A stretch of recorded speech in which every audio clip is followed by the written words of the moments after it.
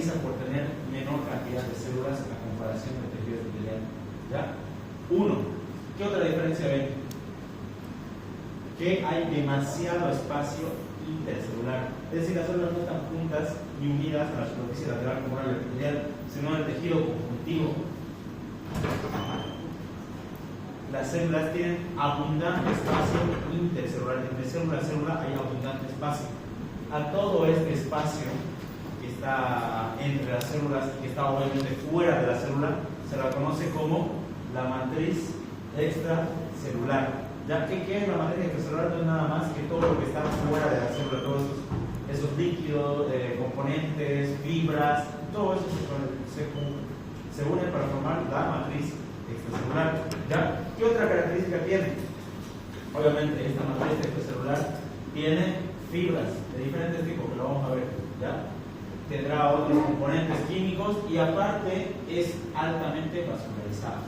¿Ya? A diferencia que el epitelial, este sí tiene vascularización, es decir, sí tiene riego sanguíneo. Es por eso que este tejido conjuntivo siempre está debajo de un epitelio. ¿Ya? ¿Para qué? Para proveerle todos los nutrientes necesarios al tejido epitelial. ¿Ya? Vamos viendo la diapositiva. Fíjense qué características importantes presenta el tejido conjuntivo, que las células están rodeadas de un líquido. A ese líquido se le conoce como matriz extracelular, se la abrevia como la MEC. ¿Ya? Cuando lean MEC, es matriz extracelular. Fíjense que entre células existe poca cantidad, a diferencia del epitelial, hay menos cantidad de células. Y su espacio intercelular es amplio. ¿Ya? Aquí podemos ver una célula, otra y otra, pero muy separadas y distantes, y entre ellas hay abundante espacio. Y fíjense que ese espacio, ¿qué pueden observar ustedes en ese espacio entre las células? Como que vulgarmente le diría yo pequeños pelitos o pequeñas como que palitos, ¿no? Esas son fibras. ¿Ya? El tejido conjuntivo se caracteriza por tener fibras. Hay tres tipos de fibras que ahorita vamos a ver, pero la predominante siempre son las de colágeno. ¿Ya? Entonces estamos viendo fibras de colágeno. ¿Ya? Fíjense que son pequeños como que túbulos o palitos, ya por así decirlo, que se pueden observar en la matriz extracelular del tejido conectivo. ¿Ya? El tejido conectivo se clasifica ampliamente, ya no es una clasificación un poco fácil, ¿no? Se tiene una amplia clasificación, pero vamos a partir de lo que vamos a ver hoy día. El embrionario, tenemos un tejido conjuntivo embrionario, se llama tejido conectivo o también se le llama tejido conjuntivo. Cualquiera de los dos, ya no se preocupen por escuchar cualquier terminología.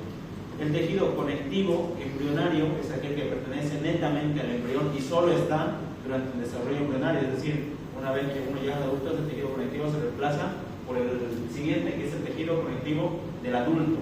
¿Ya? Hasta ahí entendemos, ¿no? Hay una clasificación del embrión, una clasificación del adulto. En la subclasificación del tejido embrionario tenemos al mesénquima y al tejido conjuntivo mucoso. ¿Ya? Y en la clasificación del adulto tenemos al tejido conectivo laxo y al tejido conectivo denso. Y ese denso se puede volver a clasificar en un regular o un irregular. Ahorita vamos a tocar más a profundidad por qué se llaman así. ¿Ya? Fíjense que aquí tenemos una clasificación aparte, ¿no? Como que no entra dentro de la clasificación, que es el tejido conjuntivo especializado. ¿Ya? Ahí tenemos, fíjense, al tejido cartilaginoso, que forma los cartílagos, al tejido óseo, al tejido adiposo, tejido sanguíneo, tejido linfático. Fíjense que estos tejidos son tejido conjuntivo, eso nunca se olviden, ¿ya? Puede ser que la sangre la conozcamos como sangre, pero esa sangre es tejido conjuntivo. ¿Qué quiere decir? Que estos tejidos especializados son un poquito diferentes. ¿Por qué? Porque tienen una función especial, ¿ya? O tienen una función diferente, que no lo haría otro tipo de tejido conjuntivo. Pero no dejan de ser tejidos conjuntivos. ¿Por qué se caracteriza un tejido conjuntivo? ¿Por qué? Porque tiene abundante matriz extracelular en un medio donde hay pocas células. El tejido cartilaginoso, el óseo, el adiposo siguen la misma regla. Por ejemplo, el tejido óseo, ya se lo voy a dejar acá, son las medillas concéntricas de huesitos. Aquí hay una célula, aquí hay otra célula, aquí hay otra célula, aquí hay otra célula, aquí hay otra célula, aquí hay otra célula. Básicamente esa es la estructura del óseo. Pero lo que estamos evidenciando, ¿por qué es conjuntivo? ¿Por qué? Porque todo esto es matriz extracelular, en el caso de los huesos duros. ¿ya? Pero hay poca cantidad de células y hay abundante espacio. Todos esos tejidos especializados cumplen la misma regla, ¿ya? Para tener poca cantidad de células y abundante matriz extracelular, ¿ya? Se llaman especializados, ¿por qué? Porque tienen una función especial, ¿ya? Que la vamos a tocar. Cada uno de esos tejidos son un tema aparte, ¿ya? Es decir, cada uno de esos tejidos especializados lo vamos a ver cada clase hasta terminar la clasificación del tejido conjuntivo, ¿ya? Pero la que nos vamos a centrar el día de hoy es en el embrionario y en el tejido conjuntivo del adulto, ¿ya? La otra la vamos a tocar en la siguiente clase. El tejido conjuntivo embrionario, ¿ya? Fíjense que se clasifica en un mesénquima y en un tejido conjuntivo mucoso. El tejido conjuntivo mucoso principalmente se encuentra, o mayormente se encuentra, en el cordón umbilical, ¿ya? Es decir, reviste o forma la estructura del cordón umbilical. Es tejido conjuntivo que forma el cordón umbilical. Y el mesénquima, ¿ya? Básicamente es un tejido conjuntivo que va a desarrollarse a la par que se están desarrollando los tejidos del embrión, ¿ya? Cuando está viendo el proceso de desarrollo de los tejidos, el mesénquima también se va a desarrollar juntamente. ¿Para qué? Para ayudar a formar la parte del tejido conjuntivo que pertenece al respectivo órgano que se está formando dentro del periodo embrionario, ¿ya? Obviamente cuando el embrionario crece o, por ejemplo, es dado a luz, obviamente ese tejido conjuntivo se va transformando en un tejido conjuntivo adulto, del adulto, ¿ya? Es con lo que nos quedamos. Fíjense, este es un tejido conjuntivo mucoso, ¿ya? ¿Por qué se caracteriza el mucoso? Fíjense que podemos ver células y entre esas células hay un montón de espacio, ¿ya? Fíjense que esas celulitas están conectadas por proyecciones citoplasmáticas entre ellas. Y fíjense que hay abundante, bueno, no tan abundante cantidad de fibras entre este espacio. Aquí podemos ver un pequeño vaso sanguíneo, ya aquí están los eritrocitos.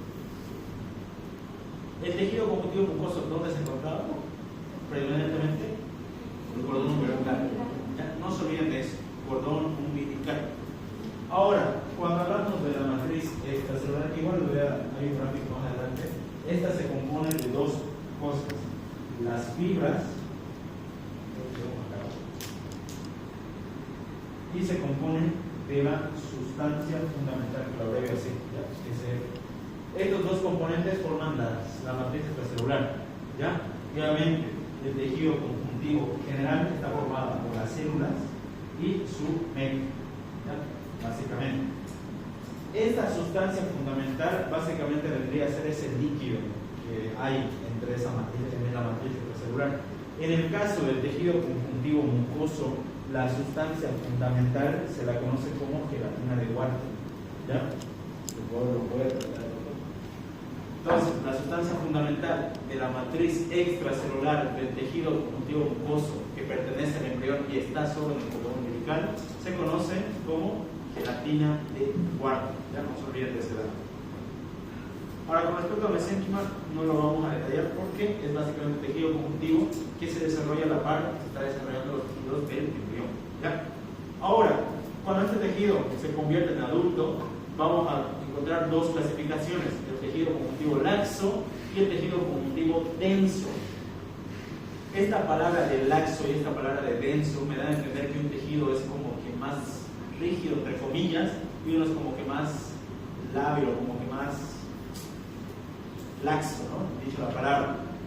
Esta denominación reciben específicamente por la cantidad de fibras que tienen, ¿ya? Si estamos hablando de un tejido conjuntivo laxo, es decir, un tejido más débil, incluso más líquido, pero más gelatinoso, quiere decir que ese tejido tiene menos cantidad de fibras que lo que tiene un denso, ¿ya? Y un tejido denso se caracteriza por tener gran cantidad de fibras, ¿ya? Es por eso la denominación laxo o denso. Entonces, estamos hablando de un tejido conjuntivo denso, estamos hablando de un tejido conjuntivo que tiene gran cantidad de fibras. Y si estamos hablando de un laxo, es un tejido que tiene menor cantidad de fibras, o poca cantidad de fibras, ¿ya? Esa denominación recibe el laxo o denso, ¿ya? En la imagen nosotros estamos viendo el tejido conjuntivo laxo, específicamente la imagen del seno, ¿ya? ¿Esto de acá qué es, chicos? En el seno. Luz. Ya ahorita está luz, pero lo que me está rodeando es un... ¿Qué es? ¿Qué es? varias células amontonadísimas. ¿Qué es? ¿Epitelio? ¿O no? Claro, es un epitelio, puede ser glandular, no, pero epitelio, no se olviden de eso, ya es epitelio. ¿Qué tipo de epitelio estamos viendo? Cuadrangular. ¿Cómo? ¿Cómo estratificado? Claro, es estratificado, pero ¿cuál? Cuadrado. Vamos chicos, usen los ojos. Esto me trae su examen. No es cilíndrico. ¿Cuadrangular o? Es cúbico. Cúbico, cúbico, esa palabra. Hay una célula y otra amontonada y las dos tienen forma cúbica. Cúbico, Pero es un tejido cúbico estratificado. Ahora yo les pregunto, debajo o en la zona basal de ese tejido epitelial, ¿qué tiene que estar? El tejido conjuntivo. Tejido conjuntivo. Eso es lo que les dije en el anterior, pero ahora vamos a detallar más. El tejido que siempre está debajo del epitelio es el laxo. Tejido conjuntivo laxo. ¿Ya? Ahora nos quedamos con eso y nunca más nos olvidamos. ¿Ya? Es decir, que debajo de un epitelio no va a haber ni el denso, no va a estar el denso, va a estar siempre el laxo. ¿Ya? Tejido conjuntivo laxo. ¿Por qué se caracteriza el tejido conjuntivo laxo? Por tener menor cantidad de fibras. Excelente. ¿Ya? Ahora, este tejido conjuntivo laxo también dice la teoría que, como tiene menos fibras, tiene mayor cantidad de vasos sanguíneos. ¿Ya? El tejido conjuntivo laxo, a diferencia del denso, es un tejido altamente vascularizado. ¿Ya? Y es perfecto, porque está debajo del epitelio que no tiene vasos sanguíneos. Entonces, el tejido conjuntivo que siempre está debajo del epitelio es el laxo. ¿Y por qué? Porque tiene un gran aporte sanguíneo. Es altamente vascularizado, el tejido conjuntivo laxo. ¿Ya? Ahora, el tejido conjuntivo denso, ¿por qué se caracteriza? Por tener mucha cantidad de fibras. Y eso en una placa histológica se va a notar al tiro. ¿Ya? Ahora yo les pido que agudicen la vista, o si lo pueden tapar la luz, por favor. Ya. Agudicen la vista conmigo. Esto es un epitelio y todo esto es tejido conjuntivo laxo. Fíjense que están las células separadísimas y las fibras de colágeno se pueden ver, ¿no? Pero no son muchas. Hay harto espacio blanco. Se puede notar, ¿no? Característico de un tejido conjuntivo laxo. Pero fíjense, a medida, acá vemos lo mismo, el epitelio y aquí está el laxo, espacios blancos. Pero a medida que nos vamos alejando de ese epitelio, fíjense cómo se torna el tejido conjuntivo. Empieza a haber mayor tinción, empiezo yo a observar mayor cantidad de fibras. Entonces fíjense que a medida que yo me voy alejando del laxo, yo voy entrándome al denso. ¿Ya? Esto que estamos observando de acá es un tejido conjuntivo denso. ¿Por qué es denso? Porque yo observo gran cantidad de fibras. ¿Ya? Acá lo mismo. Fíjense, esta zona de acá es tejido conjuntivo denso, porque se pueden observar al tiro las fibras. Fíjense que el tejido conjuntivo laxo no es grande o no es abundante. Fíjense que solo está limitado a la porción del epitelio, no va a estar más allá. Simplemente está rodeándome el epitelio. Y es lo que van a ver en el microscopio al menos, ¿ya? Siempre que vean un epitelio, la capita más delgada, que es laxo, está rodeando ese epitelio. Entonces, por debajo del tejido laxo podemos decir que va a estar el tejido conjuntivo denso. Es decir, primero teníamos el epitelio, después el laxo, y si nos alejamos del laxo, entramos al tejido conjuntivo denso. Básicamente, esa es la estructuración de los tejidos. ¿Ya? ¿Se puede observar, no, la diferencia? Sí. ¿O no? Vamos a observar esto en placa histológica, más o menos. ¿Ya? ¿Qué clasificación tenía el denso? Regular, irregular. Irregular. ¿Me lo pueden hacer ahí, la luz, por favor? Ahí. Sí, gracias. Ya, pues decimos que hay dos tipos de tejido conjuntivo denso, el que es regular y el que es irregular. ¿Ya? ¿Por qué se llaman así? Se llaman así por la disposición de sus fibras. Cuando hablamos de una disposición regular, o también lo dice en otra bibliografía, le llaman modelado. Se puede llamar denso regular o denso modelado. Ya no se asusten con mí. Y el irregular se llama denso irregular o denso no modelado. Ya puede ser lo mismo. ¿Qué quiere decir? Yo tengo acá mi tejido conjuntivo, mis células, y las fibras de colágeno, en el caso del regular, del denso regular, las fibras tienen una disposición en un solo sentido. Están bien organizadas. por eso se conoce denso, porque hay gran cantidad de fibras, y se conoce regular. ¿Por qué? Porque todas las fibras tienen una disposición, ¿ya? Pero el irregular, ¿cómo creen que va a ser? ¿Cómo creen que se va a hacer el denso irregular? Van a tener las fibras desordenadas o desorganizadas en diferentes sentidos, pero como es denso, va a tener gran abundancia de fibras de colágeno, principalmente colágeno, que siempre predomina. Básicamente, irregular, es por eso la denominación, ¿ya? Porque uno tiene una disposición ordenada, a eso se le conoce como regular, y el otro no, a eso se le conoce como irregular.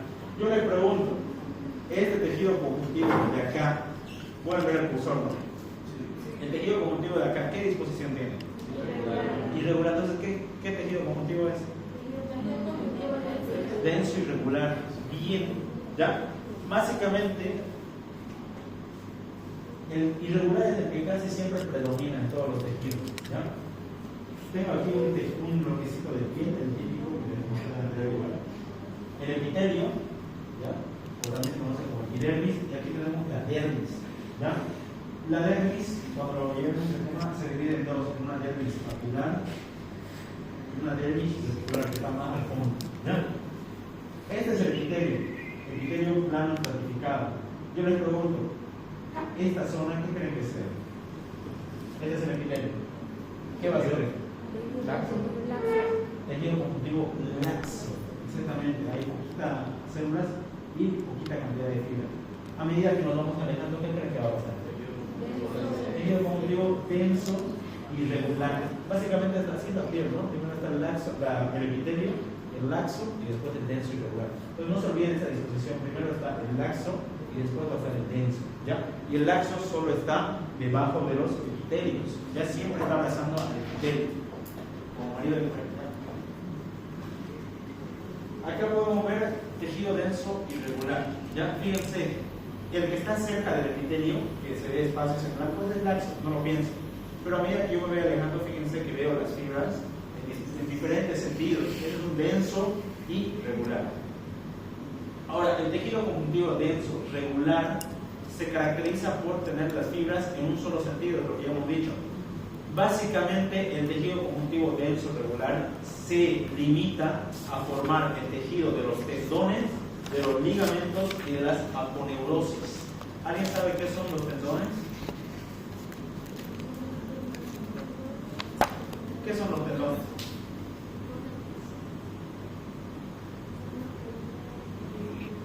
No, chimba, aquí. ¿Son los que unen los músculos con los huesos? Es ese tejido que une el vientre final del músculo con el hueso, ¿ya? Los ligamentos, hueso con hueso, ¿no? Está bien. ¿Y las aponeurosis? Son como una capa que está sobre los músculos. Claro, une músculo con músculo, así vulgarmente dicho, ¿no? Un ejemplo de aponeurosis que conozcan. Epicraneal. La occipitofrontal, esta que está acá. Une el vientre del occipital con el vientre del músculo frontal, ¿ya? Aponeurosis. Fíjense que estos tejidos es necesario que tengan una disposición regular porque requieren cierta resistencia a la tensión, ¿ya? ¿Cualquier tensión? ¿Entienden, no? La tensión. Básicamente estos tejidos están de esta disposición regular. ¿Por qué? Porque esa longitudinalidad de las fibras le permite soportar tensión. Por eso que si llegamos a tirar no se van a romper fácil, no tienen cierta resistencia. Es por eso la disposición de las fibras regulares. Solo están en tejido en esos tres componentes. Ahora, hay una imagen de atrás que no la puedo mover porque la volví de lejos, pero me volví a traer el PowerPoint. Atrás se ve cómo se observa un tejido denso, regular. Básicamente se ve así. Ya no estoy mostrando algo diferente, se va a ver así. Pero fíjense que la imagen nosotros vemos otra cosa. Como que no parece así, como que en la imagen hay puros puntitos. ¿Sí, no es? ¿Por qué creen que? Así le digo que se tiene que ver, pero ¿por qué ahí se está viendo de otra forma? ¿Le estoy mintiendo? ¿Por qué creen? ¿Se la charlé? ¿Será por el corte? Es por el corte histológico, exactamente. El que estamos viendo acá, o el que les voy a mostrar más adelante en la imagen, este es un corte longitudinal del tejido.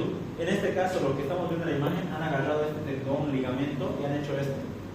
Lo han seccionado a la mitad y estamos viendo un corte transversal del tejido histológico.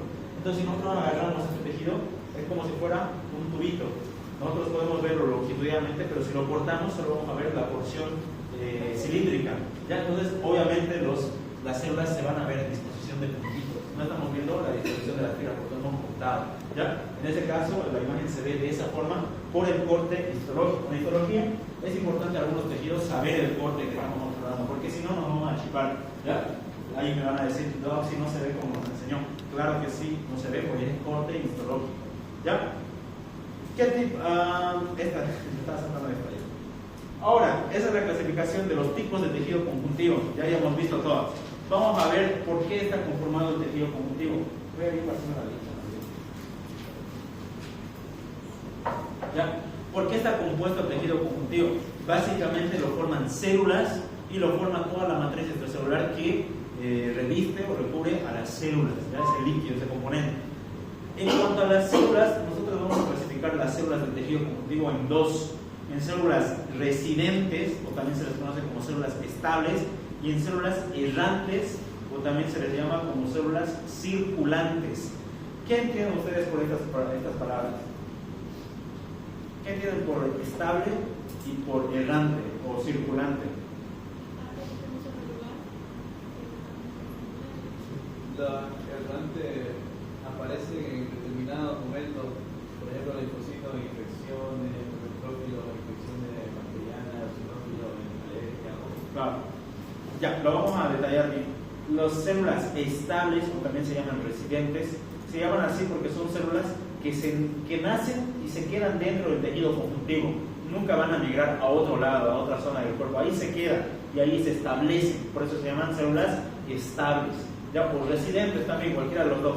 Ahí entran los fibroblastos, miofibroblastos, macrófagos, que ahorita lo vamos a tocar. ¿Ya?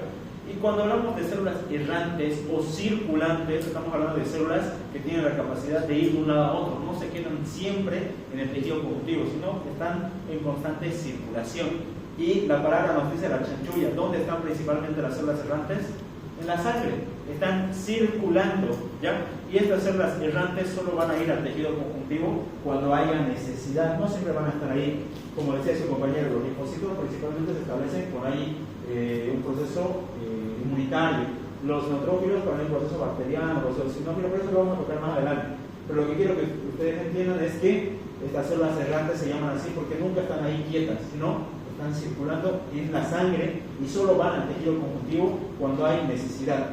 ¿Ya? Pero después las células estables o residentes son las que cumplen principalmente la función dentro del tejido conjuntivo. Eso es en cuanto a las células. El tejido conjuntivo está formado por células y fibras. Perdón, matriz intracelular. Y la matriz extracelular está formada por fibras y por sustancia fundamental. ¿Ya? Las fibras son fáciles, son tres: fibras de colágeno, fibras reticulares y fibras elásticas. Ya no hay donde perderse. Y en cuanto a la sustancia fundamental, que es este componente líquido que tiene proteínas y otros compuestos, resaltamos tres: los glucosaminoglucanos, los proteoglucanos y las glucoproteínas multiadhesivas, que ahorita vamos a hablar de cada una de ellas. ¿Ya? Vamos a hablar principalmente de las fibras. ¿Qué tipos de fibra había? Colágeno, reticulares, elásticas. ¿Ya? Cada tipo de fibra tiene una característica bonita y especial. ¿Ya? Las fibras de colágeno básicamente son pequeñas fibras que están compuestas, como dice ahí, glicina y hidroxiclorina. Es su composición química, no es tan importante y no lo pregunta el doctor, pero eso que les resalté lo saqué directamente del ROS y eso sí lo pregunta el doctor, ¿ya? Porque hay colágenos que son globulares y hay colágenos fibrilares, ¿ya? En la literatura van a ver que hay 25 tipos de colágenos, ¿ya? Y cada tipo de colágeno cumple una función o tiene características diferentes. No se martirizan a aprenderse los 25 tipos de colágeno. Pero los que sí son preguntables son los colágenos de tipo fibrilar. ¿Qué quiere decir? Cuando hablamos de colágenos globulares, estamos hablando de colágenos que tienen forma de globitos o vesículas. Y cuando hablamos de colágenos fibrilares, son colágenos que forman fibras. Ya vas a decir, tienen esta forma longitudinal alargada. ¿Cuáles son esos tipos de colágenos fibrilares? El 1, el 2, el 3, el 5 y el 10. Ya, eso sí lo pregunta el doctor. Lo puso una vez en un examen, decía, son colágenos fibrilares, etc. Puso todo eso, menos usted tiene que saber. Como les decía, hay 25 tipos de colágeno. Los que sí me interesan aprenderlos bien es el colágeno tipo 1, el colágeno tipo 2, el colágeno tipo 3, el colágeno tipo 4. ¿Ya? El colágeno 4 yo creo que es suficiente, porque hay muchos y cada uno tiene una función especial. El colágeno tipo 1, ¿por qué es importante? Porque es el predominante en todo el cuerpo. ¿Ya? Es el que más predomina. Cualquier tejido conectivo que nos imaginemos tiene predominantemente colágeno tipo 1. ¿Ya? La matriz extracelular del hueso tiene colágeno tipo 1. Todo el tipo de tejido conjuntivo que nos podamos imaginar tiene predominantemente colágeno tipo 1, es el que abunda en todo el cuerpo. El colágeno tipo 2 es el que solo está en el cartílago, en la matriz extracelular del cartílago, es decir, no lo vamos a encontrar en otro lado. ¿Ya? Está específicamente en cartílago. ¿Ya? El colágeno tipo 3 es un colágeno especial que al unirse forma las fibras reticulares. ¿Se acuerdan cuáles son las fibras reticulares? Son los 3 tipos de fibras que hay dentro de la matriz extracelular: las de colágeno, reticulares y elásticas. Pero fíjense que las reticulares entonces no habían sido como que reticulares, sino que son unión de colágeno tipo 3. El colágeno tipo 3 se une y me forma un tipo de fibra que es las reticulares. Y la última que tenemos, el colágeno tipo 4, esta está principalmente en la membrana basal del epitelio. ¿Ya? Esos 4 les pido que se aprendan porque son importantes y lo van a ver mucho. 4 o 5. Ahí dice 5, esos son los colágenos que tienen forma fibrilar. ¿Ya? Pero estoy hablando en este caso de dónde se encuentran predominantemente estos colágenos. ¿Ya? Y estos me interesan más. Igual esos de ahí. Pero esos son que son fibrilares, chicos, que tienen forma longitudinal. Quiere decir entonces que el colágeno tipo 4 no tiene forma fibrilar. ¿Ya? Pero sí es importante, ¿por qué? Porque se encuentra en membrana basal. ¿Ya? Ahora, ¿cómo se observan fibras de colágeno en una placa histológica? Fíjense que tienen la disposición longitudinal. ¿Ya? Esto principalmente son colágenos tipo 1. Yo les pregunto, esta imagen que estamos observando es un dibujo, ya no es una placa real, pero ¿qué tipo de tejido conjuntivo estamos viendo? Denso regular. ¿Por qué? Claro, tiene un montón de fibras y fibras ordenadas. Si nos basáramos en la teoría, ¿qué tipo de colágeno creen que abunda ahí? ¿Qué fibras de colágeno estamos viendo? Las 1, las 2, las 3, las 5, las 10, las 25. La 1, siempre es la 1, chicos, ya no duda. Y generalmente las fibras de colágeno 1 son las que mejor se observan en la placa histológica. ¿Ya? En este caso, si es tejido denso regular, como me dijeron, ¿dónde lo vamos a encontrar?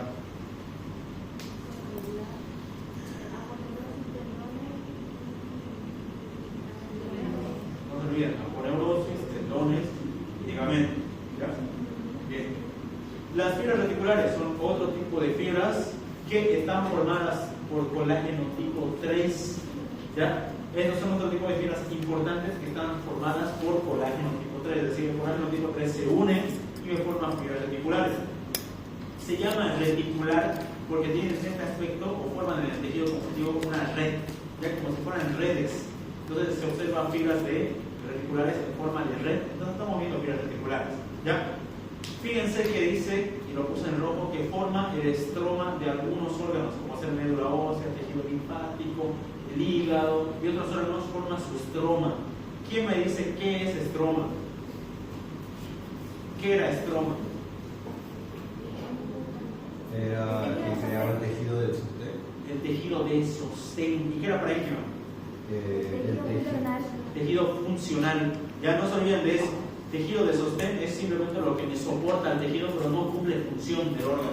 Y el tejido parenquimatoso, o parénquima, es el tejido que sí cumple la función. Si habláramos, por ejemplo, de pulmón, parénquima pulmonar es las células que se encargan de la respiración o del intercambio gaseoso.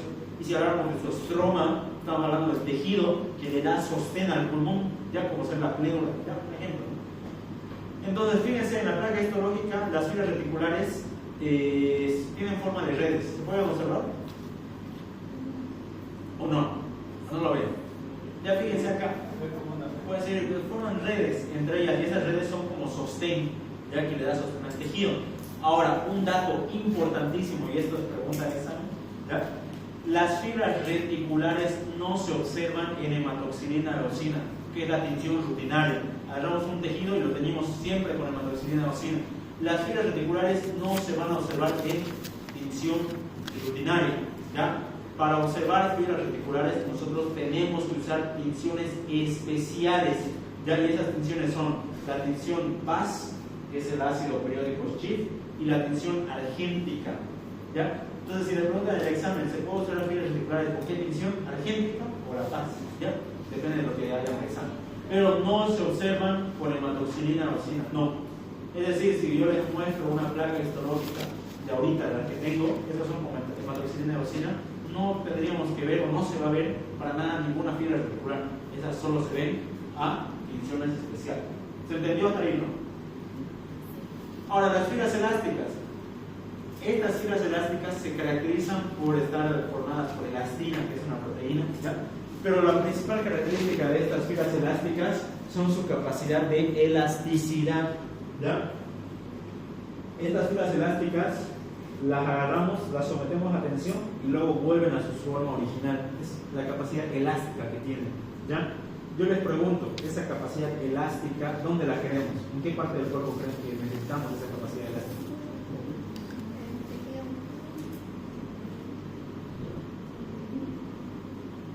No tanto. ¿Dónde creo que necesitamos esa elasticidad? Que el tejido se pueda distender sin romperse y luego volver a su forma. No tanto. ¿Cuál es el que está sometido a tensión todo el rato? Piensen. Claro, los músculos, pero si me quedo quieto, no veo. Todo el tiempo. No para de trabajar. Pectoral. Corazón y vasos sanguíneos, ¿ya? Principalmente los vasos sanguíneos. Y principalmente las arterias, que son las que siempre están sometidas a tensión. ¿Qué hacen las arterias? Con cada latido cardíaco, abren su luz y guardan su lugar, ¿ya? Ese fenómeno de pulso, ¿ya? El flujo, la presión que ejerce la sangre al pasar distiende la pared arterial. Y de hecho la imagen que estamos viendo aquí arriba es una placa de arteria, ¿ya? Estamos viendo una arteria y fíjense que se ve un montón de fibras elásticas en color negrito. Ya fíjense que las fibras elásticas se ven así, que son como pequeñas serpientes, por así decirlo, ¿no? Pequeñas así, negritas. Y están un montón en la placa de la arteria. ¿Para qué necesita la arteria? Para poder distenderse y volver a su forma original y no romperse, no sufrir lesión cada vez que la sangre pasa por el tejido. Ahora, estas fibras elásticas tampoco se observan con tinción rutinaria de hematoxilina eosina. No las vamos a ver. Por eso se utilizan tinciones especiales como la orceína y la resorcina fusina. Esto también lo pregunta el doctor. ¿Ya? Entonces, las fibras elásticas principalmente están en esos tejidos elásticos, ¿ya? Arterias, cartílago elástico y cosas que necesiten esta capacidad de elasticidad, ¿ya? Ahí hemos acabado con las fibras. Vamos a hablar rápidamente de las células, lo vamos a microscopio, ¿ya? ¿Qué tipos de células había? Según su característica, estables y errantes. Entre las estables, ¿cuáles teníamos? Fibroblastos, miofibrolastos, macrófagos, mastocitos, adipocitos. Bien, vamos a hablar de esas específicamente, porque las errantes no las vamos a tocar acá, porque se habla más de tejidos sanguíneos, que pertenecen básicamente ahí, ¿ya? Pero sí vamos a hablar de las residentes. Fíjense que los fibroblastos son la célula principal del tejido conectivo. Básicamente, todas estas placas anteriores que estamos observando, ya todos estos núcleos, ¿a qué creen que pertenecen? A un fibroblasto, ¿ya? Entonces, fíjense que los fibroblastos se caracterizan por tener un núcleo aplanado, ¿ya? Este es un núcleo de fibroblasto, y son un poquito difíciles de observar en placa histológica. No son tan fáciles como una célula epitelial, por ejemplo, ¿no? Son un poco más pequeñas y más delgadas, y casi no se notan de las fibras de colágeno, ¿ya? Fíjense que estas son fibras de colágeno, y aquí está el núcleo. Entonces, fíjense que es difícil observar. ¿Cuál es la función principal del fibroblasto? Sintetiza o crea toda la matriz extracelular. Ya él es el que chambea básicamente ahí. Todas las matrices extracelular que hemos hablado, todas las fibras de colágeno, reticulares, elásticas, todas las sustancias fundamentales, glucosa, aminoglucanos, proteoglucanos, glucoproteínas multiadhesivas, todo eso lo genera el fibroblasto. ¿Ya? Es decir, él es el top, ¿ya? El encargado de generar todo el tejido conjuntivo, ¿ya? Y entonces genera el tejido. Una cosita que me estaba olvidando antes de seguir era que cuando hablamos de las sustancias fundamentales teníamos los glucosaminoglucanos, los proteoglucanos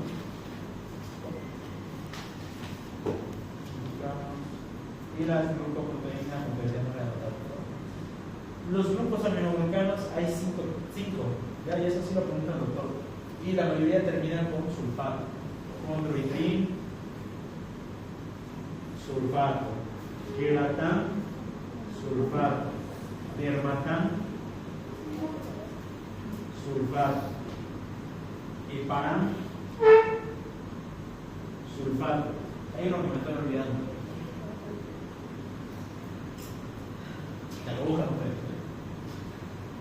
Ahora, ¿por qué les digo esto? Porque de aquí se le sacaron una pregunta del doctor que dice son glucosaminoglucanos sulfatados. Entonces, ¿qué es eso?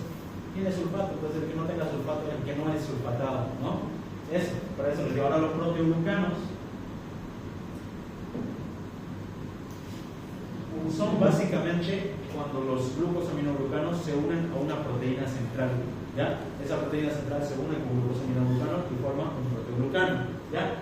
Estos proteoglucanos varían dependiendo del tejido, es decir, el proteoglucano del cartílago es diferente que en el hueso, es diferente que en otro tipo de tejido conjuntivo, ¿ya? Hay específicos, ustedes ya lo pueden estudiar cuando estén leyendo bien la literatura. Por ejemplo, el cartílago es el versicano, ¿ya? Hay el agricano, hay varios tipos de glucosaminoglucanos, ¿ya? Y de glucoproteínas multiadhesivas también lo pueden estudiar. De hecho, en el ROS hay unas tablitas ya que te dicen todos estos. Entonces ya ustedes intenten por no sabérselo para ver si te preguntas a los grupos estudiantes. Volvamos. Entonces todo eso y todas las fibras lo genera el fibroblasto, ¿ya? Ahora fíjense acá en esta imagen de la derecha. ¿Qué creen o qué ven ustedes en la imagen de la derecha?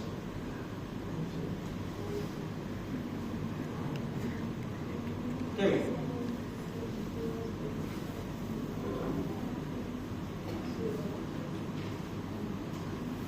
Es tejido conectivo, denso, ¿sí? Pero ¿qué más? ¿Qué ven? Irregular, claro que sí, pero ¿qué diferencia entre acá? Acá. ¿Qué son estos puntos morados? ¿Qué son? Núcleos. Ya una célula, su núcleo se hace. Entonces aquí que vemos gran cantidad de núcleos o gran cantidad de células. Fíjense, el núcleo del fibroblasto casi siempre es aplanadito, achacado. Estos son un núcleo más grande que pertenecen a otras células. Ahora hay algo interesante acá. Los fibroblastos generan todo el tejido conjuntivo. Ellos son los encargados de generarlo. Incluso son los encargados de reparar tejidos dañados. Es decir, si ustedes hacen una lesión, quien va a recuperar el tejido es gracias al fibroblasto. Él va a sintetizar todo lo que necesiten para que ese tejido vuelva a funcionar, o vuelva a ser el tejido que se dañó. Pero hay un pro y un contra de los fibroblastos, ¿ya? Porque van a ver que los fibroblastos, a pesar de que tienen capacidad de regenerar tejido, también están involucrados en procesos patológicos, ¿ya? ¿Han escuchado otra vez el término de fibrosis? No, lo van a escuchar más adelante, ¿ya? Hay varios tipos de fibrosis. ¿Qué quiere decir? Les voy a poner un ejemplo. Tenemos un corazón de una persona mayor o una persona también hipertensa, que es sedentaria, ¿ya? Sufre un infarto de miocardio. ¿Qué es el infarto? La muerte o necrosis de una porción del tejido cardíaco. Como son cardiomiocitos, esos nunca se regeneran. Entonces, como el fibroblasto dice, pucha, aquí hay una lesión, tengo que ir a reparar y establece un tejido fibroso. Ese tejido fibroso, en vez de ayudar, llega a perjudicar al tejido cardíaco. ¿Por qué? Porque un tejido regenerado por el fibroblasto es un tejido que no tiene la función original. Si se dañó, por ejemplo, el tejido cardíaco y lo generan o lo regeneran con un tejido fibroso, ese tejido no es lo mismo y no va a funcionar. Lo mismo ocurre en el hígado, por ejemplo, la cirrosis. La cirrosis es una fibrosis del tejido hepático, o por ejemplo el pulmonar, cuando hay personas que fuman, o incluso los mineros, ¿no? Que están constantemente en polvos inorgánicos, generan fibrosis pulmonar. Ese pulmón se llena de tejido fibroso que ya no funciona y no deja a la persona respirar. Entonces, pro y contra. El fibroblasto se encarga de regenerar todo el tejido conjuntivo y también procesos de fibrosis exagerada, ¿no? Que regenera cuando tal vez no hay mucha necesidad de volverlo tejido conjuntivo, ¿ya? Ahora, otro ejemplo también de fibrosis, cuando ustedes se hacen una lesión grande y esa cicatriza de manera extraña, no como la que yo tengo una acá, de hecho. No sé si lo pueden ver. Claro, no es tanto que lo oye, pero sí. Fíjense, la piel es esta, pero esta lesión que yo tengo no se parece a la piel, ya es un tejido fibrótico. Entonces es desencadenado por los fibroblastos.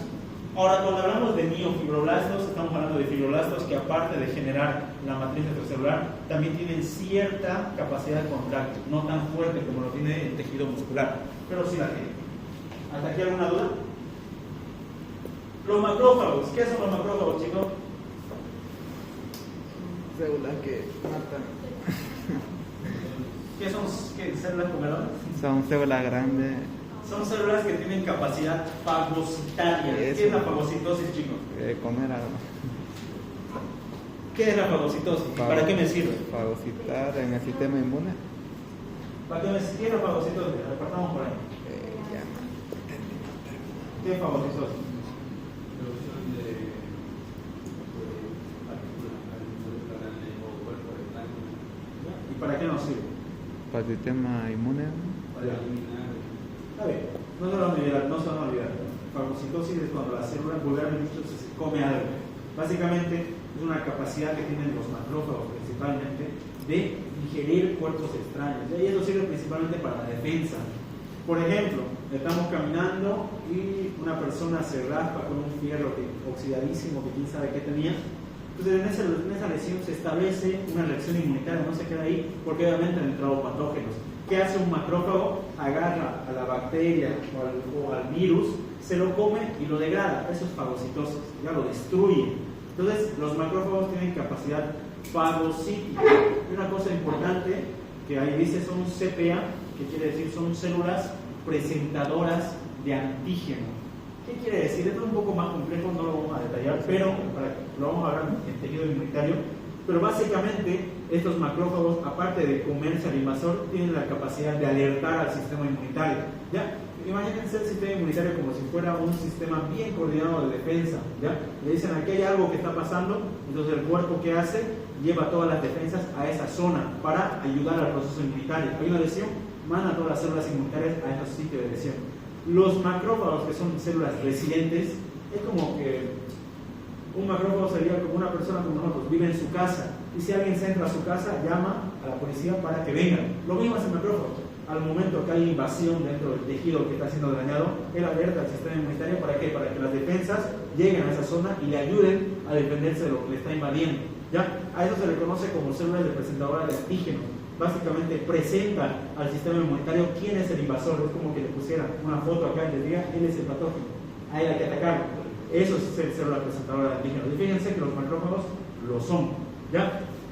Aparte de ser fagocitos, son células presentadoras de antígenos. Ahora, también son células que derivan de los monocitos. Antes de ser macrófagos, primero eran monocitos. Y estos monocitos son células errantes, son células sanguíneas que circulan. Una vez que un monocito que está en circulación sale de la circulación y se establece en el tejido conjuntivo, se convierte en un macrófago. Ya, y ahí se queda toda su vida. Por eso estos monocitos, los macrófagos derivan de los monocitos y forman parte de un sistema importante que es el sistema fagocítico mononuclear, ya que ahí lo abrevié con SFM, ya así se lo abrevié. Antiguamente a este sistema se le conoce como sistema retículo endotelial. Ya pueden escuchar cualquiera de los dos, pero actualmente es más sistema fagocítico mononuclear. ¿Qué quiere decir? Que es un gran conjunto de células fagocíticas que se encuentran en distintas partes del cuerpo. ¿Ya? Es un dato interesante. Por ejemplo, la célula o el macrófago de la piel no se llama igual que el macrófago del hígado, o que el macrófago que hay en la placenta, o que el macrófago que hay en el pulmón. A pesar de que son macrófagos y tienen la misma función, tienen nombres distintos. A eso se le conoce como sistema fagocítico mononuclear. Ya, antes de entrar a esa parte, hay dos tipos de macrófagos principales. el M1 y el M2. Ya se lo haré así, macrófago 1, macrófago tipo 1, macrófago tipo 2. Al macrófago tipo 1 también se le conoce como macrófago de activación clásica y al macrófago tipo 2 se le conoce como macrófago de activación alternativa. ¿Ya? Antes de que se fijen en el gráfico, se lo voy a poner fácil. El macrófago tipo 1 se encarga de la defensa, de destruye, genera inflamación, elimina el patógeno. Y el macrófago tipo 2 dice no, ha habido lesión, bueno, hay que reparar. ¿Ya? Entonces el que se encarga de estimular la reparación. No lo repara el macrófago tipo 2. ¿Quién se encarga de generar tejido? Conjuntivo, fibroblasto. Entonces el macrófago tipo 2 lo único que hace es fibroblasto, regenerar tejido. Entonces empieza a regenerar tejido una vez que ya se ha eliminado a lo que nos está invadiendo. Entonces las funciones de los macrófagos. El M1 principalmente destruye, ataca al patógeno, genera inflamación. ¿Qué es inflamación, chicos? ¿Qué es inflamación? Nunca vas a olvidar. La inflamación es un proceso o una reacción inmunitaria. ¿Ya? Cuando hay algo que nos está atacando, el cuerpo se inflama o se inflama una zona local. ¿Ya? ¿Por qué se caracteriza la inflamación? Ahí entra la tetrada de Celso, que algunos lo han escuchado. ¿Cuáles son? Son 4 signos de la inflamación. Rubor, calor, tumefacción, dolor. 4. Hay un quinto que decía pérdida de función, pero eso fue agregado posteriormente. ¿Ya? En medicina no le decimos ni rubor, ni calor, ni tumefacción. Hablamos de eritema cuando es rojo, hablamos de edema cuando es la tumefacción, cuando es que se hincha, y dolor. ¿Ya? Es típico ver inflamación. Ustedes van, se caen, se hacen un golpe y esa zona se inflama. Ya se cortan accidentalmente con algo, se inflama. Ya es una respuesta básica de que tiene el tejido para proveer inmunidad o una reacción de defensa. ¿Ya? Entonces, el macrófago tipo 1, si algo le está atacando a su zona, a su casa, por así decirlo, activa la inflamación y aparte empieza a eliminar el patógeno. Y el M2, cuando dice, pucha, ya, suficiente, entonces empieza la reparación del tejido y empieza a desinflamar. Por eso la inflamación nunca se queda todo el tiempo, ¿no? La inflamación estará unos días o tal vez unas semanas y cede, ya gracias a estos procesos. Fíjense, este es el sistema fagocítico mononuclear, lo pueden leer en el ROS, ¿ya? Fíjense que a la célula por ejemplo, al macrófago del pulmón se le conoce como alveolar, al macrófago del hígado, la célula de Cooper, al macrófago de la placenta, la célula de Hoch-Bauer, al macrófago de la piel se le conoce como la célula de Langerhans, y al macrófago que está relacionado con procesos patológicos se le conoce como células gigantes multinucleadas, o había un nombrecito, no me acuerdo. Ya. Pero estos no aparecen normalmente, solo aparecen en procesos patológicos. Pero todo esto son componentes del sistema fagocítico mononuclear. ¿Ya? Ahora, mastocitos, otro tipo de célula residente. ¿Cuál es su principal función? Participar en reacciones inflamatorias. En colaboración con el macrófago tipo 1, que también producía inflamación, el mastocito es otra célula grande que al momento de sentirse atacado genera o inicia un proceso de inflamación.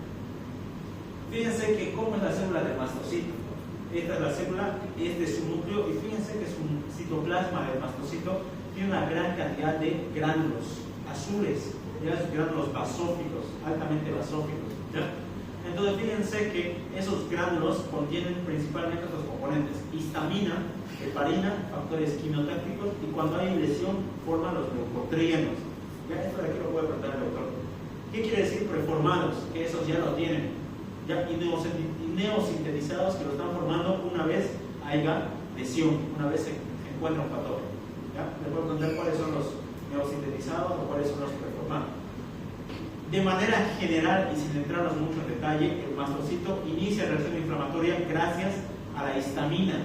¿Ya? La histamina van a ver que es una molécula vasoactiva que principalmente repercute en los vasos sanguíneos, hace que haya vasodilatación. ¿Qué entienden ustedes por vasodilatación? Un vaso sanguíneo se vasoconstriye, cierra su luz y se vasodilata, aumenta su luz. Yo les pregunto, si un vaso hace vasoconstricción, ¿hay mayor flujo o menor flujo? menor flujo, o sea, llega menos sangre. Y si hay vasodilatación, ¿qué creen? Mayor flujo. Es por eso que en un proceso inflamatorio la histamina vasodilata, y gran vasodilatador es. Entonces por eso que en una inflamación el tejido se hincha, ¿ya? O se edematiza. ¿Por qué? Porque hay mayor riego sanguíneo y también se vuelve rojo. ¿Por qué? Porque como la sangre se vuelve rojo y hay mayor cantidad de sangre, esa zona se vuelve rojiza, eritematosa. ¿Y por qué hay calor? Porque la sangre transporta calor, temperatura, entonces por eso la zona es caliente. Y duele por otros mecanismos que no vamos a hablar. Pero la principal función del mastocito es iniciar reacción inflamatoria gracias a la histamina. Ahora hay una cosa interesante de los mastocitos. Cuando un mastocito es exagerado, ¿ya? Puede ser que la persona tenga predisposición genética o anomalía genética y sus mastocitos sean exageradísimos, ¿ya?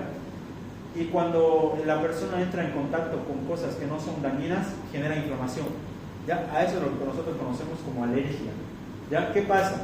Una persona predispuesta genéticamente entra en contacto con algo que no hace daño, polen de las flores, algún alimento específico que no es específicamente un patógeno que daña, pero el cuerpo, específicamente los mastocitos que están predisposición genética o tienen predisposición genética, al entrar en contacto con esa cosa que no hace daño, generan una gran inflamación, y eso es una reacción alérgica. Entonces fíjense que un mastocito genera inflamación cuando hay patógenos, pero en casos de que este mastocito no esté bien, por así decirlo, no esté anormal, puede generar reacciones inflamatorias aun cuando la cosa que nos esté invadiendo no sea realmente algo invasor, que no sea realmente algo que nos pueda causar daño, porque el sistema inmunitario solo actúa o debería actuar cuando hay daño o cuando hay potencial daño a nuestro organismo, ¿ya? Ahora, penúltimo o último, no me acuerdo, son las células madre perivasculares, también se las conoce como células de Roger, o más actualmente se las conoce como los pericitos. Estas células, los pericitos, principalmente se encuentran abrazando vasos sanguíneos, ¿ya? Yo tengo un vaso sanguíneo y casi siempre están en la periferia de este, por eso se conocen como perivasculares. Estos pericitos son células indiferenciadas, ya son células madre. ¿Qué entienden ustedes por indiferenciado?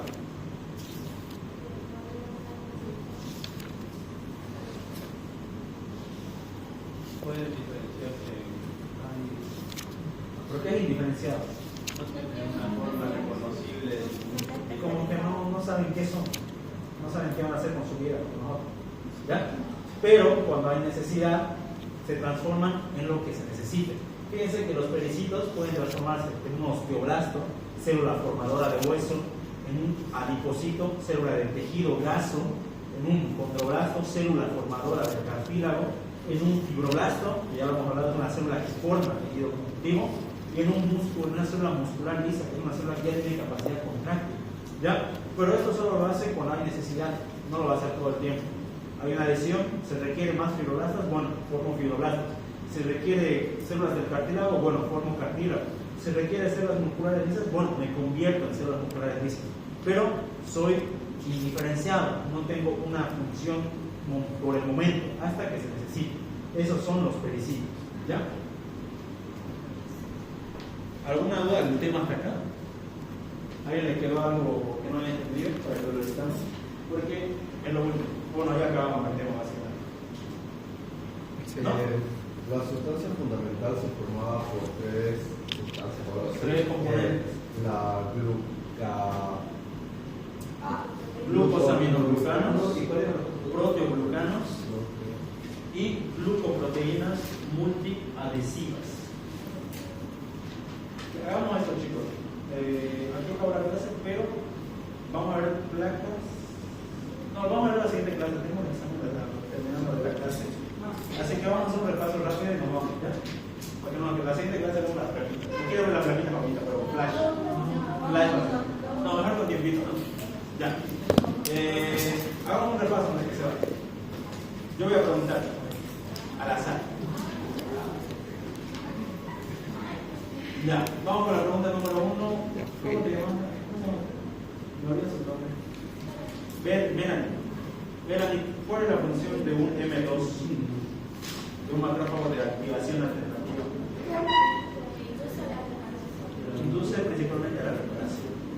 ¿Y el M1 qué hacía, chicos? Se encarga principalmente de la defensa. Fíjense que tiene reacciones microbicidas, mata bacterias, hongos, fagocita, genera inflamación. Ya ese es el M1. Y el M2, lo contrario, repara, puede generar en casos graves fibrosis. La fibrosis no es algo bueno, ¿ya? Cuando escuchan fibrosis, no se diga, wow, la fibrosis no es algo malo, es algo que perjudica, ¿ya? Y efectos antiinflamatorios, es decir, desinflama la zona que se ha inflamado. ¿Dónde encontramos tejido denso regular? Me responde Alexander.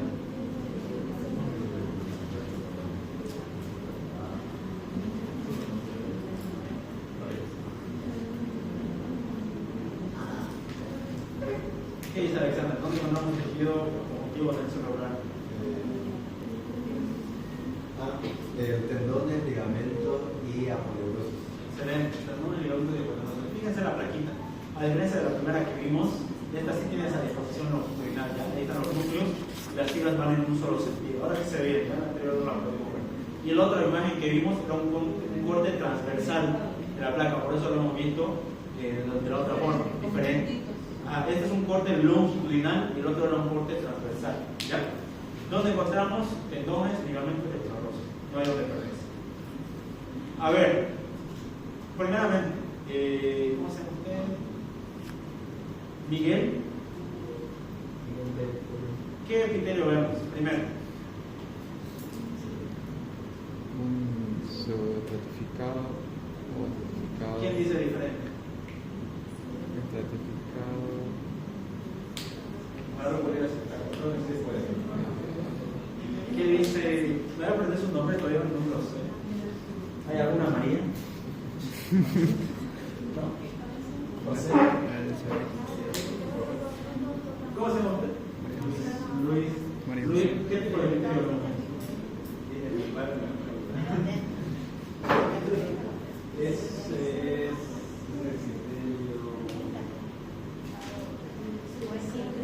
Eso de epitelio se llama cuando no es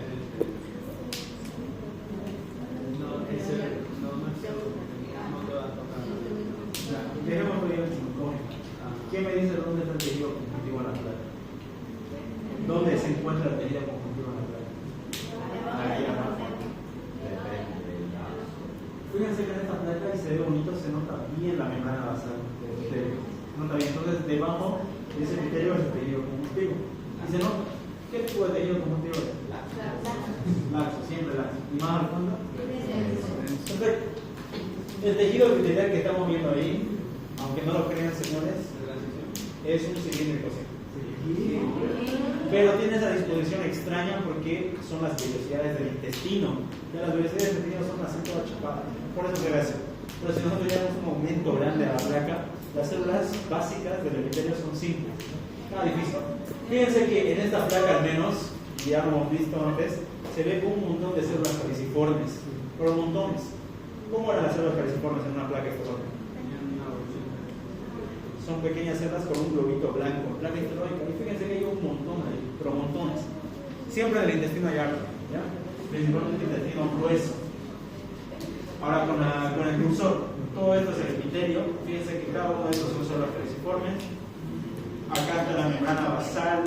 Y todo esto es el tejido conjuntivo, específicamente el laxo. Perfecto. ¿Qué función cumplen los mastocitos? Esperen, todavía no respondan. ¿Usted cómo se llama? Isabel. Reacción inflamatoria. Bien. ¿Por medio de qué? Sí. Y baños. Por la vitamina, heparina y los Quinotácticos. que esos son los Principalmente la histamina. ¿Ya? Por eso van a ver. O sea, principalmente la histamina es la que produce la reacción inflamatoria. Y en personas alérgicas, por eso van a ver que los medicamentos que consumen siempre se llaman antihistamínicos. ¿Ya? ¿Por qué? Porque bloquea la histamina. Entonces, la histamina es la principal productora del proceso inflamatorio, ¿ya? De iniciar el proceso inflamatorio, paso de hidratación. Ahora, ¿qué colágeno creen que se encuentra, qué tipo de colágeno creen que se encuentra en la matriz ósea extracelular?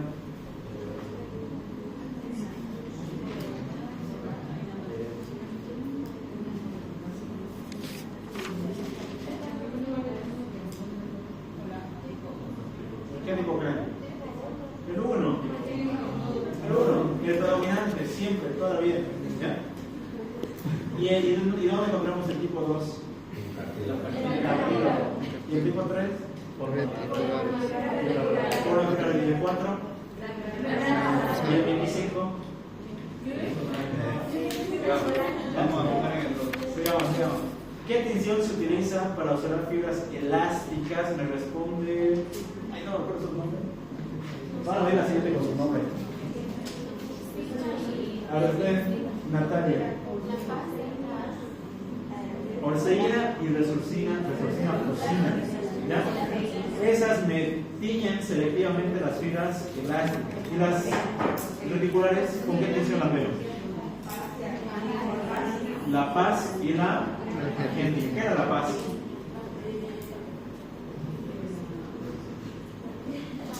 La reacción de ácido periódico estípico. Paz.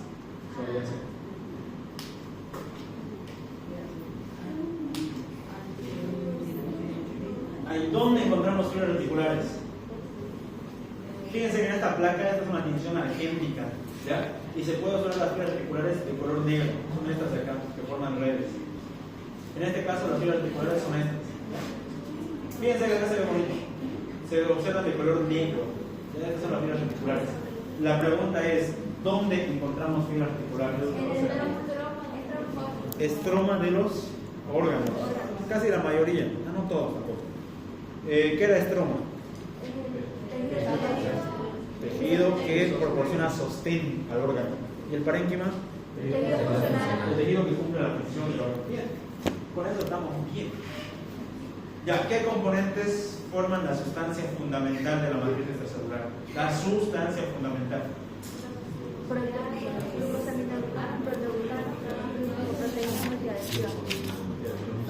De la sustancia fundamental. Proteoglucanos, glucosaminoglucanos y proteínas o glucoproteínas. Para que se les haga fácil, siempre háganse ese gráfico mental. Tenemos la matriz extracelular. ¿En qué se dividía? Fibras y sustancia fundamental. Fibras conocemos: colágeno, elásticas, reticulares y sustancia fundamental: glucosaminoglucanos, proteoglucanos, glucoproteínas. Si queremos ir más, glucosaminoglucanos, convertirsulfato, sulfato, sulfato. Siempre hacer ese esquema mental para que no se olvide. Entonces, ¿qué componentes me formaban la sustancia fundamental? Glucosaminoglucanos, proteoglucanos, glucoproteínas multiadhesivas. Si les pregunto, ¿qué cosas me forman la matriz extracelular? Sustancia fundamental, fibras. ¿Ya? ¿Y qué cosa o qué componentes me forman el tejido conjuntivo? Células y la matriz extracelular. Siempre háganse ese esquema mental, ahí no se debate la información. ¿Qué pasó, Guido? ¿Estás bien? Allá. ¿Qué componentes formaban en la sustancia? Los GAG, glucosaminoglucanos, proteoglucanos, glucoproteínas multiadhesivas. Algo con el óxido. ¿Qué función tiene la histamina? ¿Cómo hacemos usted al lado de Miguel? Brian. ¿Qué función tiene la histamina? Aumento de temperatura, fiebre. Aumento de temperatura en el sistema No, inmune. aumento de la temperatura. Vasodilatación. Vasodilatación. Una molécula vasoactiva. Gran vasodilatación, es una mina vasoactiva, excelente. ¿Ya? Es una mina biológica vasoactiva. Vaso con B chica, es un error de Rafael. Amina es del grupo de las proteínas, aminoácidos, biógena, producida en el cuerpo, y vasoactiva, que principalmente actúa dentro de los vasos sanguíneos. Produce vasodilatación y aumento de la permeabilidad. ¿Qué quiere decir? Generalmente nada se sale del vaso sanguíneo, generalmente. Pero si produzco vasodilatación, también aumento permeabilidad. Quiere decir que las células, incluso el líquido de la sangre, se puede extravasar, se puede salir del vaso sanguíneo. Eso es aumento de la permeabilidad. Es por eso que cuando hay inflamación, esa zona se hincha. ¿Por qué? Porque está habiendo extravasación de líquido. El líquido del vaso sanguíneo está saliendo para afuera, para la matriz extracelular.